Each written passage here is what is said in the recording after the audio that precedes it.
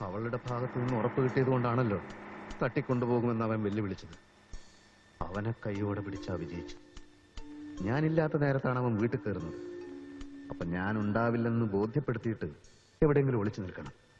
അപ്പൊ അവൻ വരും, വീട്ടിൽ കയറും, പതുങ്ങിച്ചെന്ന് അടിച്ചു വീഴ്ത്തി പോലീസിൽ അറിയിക്കണം.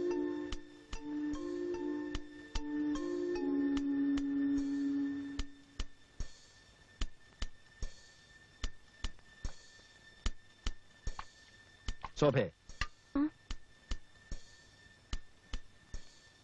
ദിനേശേട്ട എപ്പോ വന്നു? ശോഭേ, 2 ദിവസത്തേക്ക് നീ വീട്ടിൽ തനിച്ചായിരിക്കും.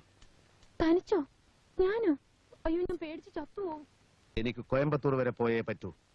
പുതിയൊരു പ്രസ് തുടങ്ങണം. ചില മെഷീൻസ് ഒക്കെ ഓർഡർ ചെയ്യാനുണ്ട്. പുതിയ പ്രസ്സോ?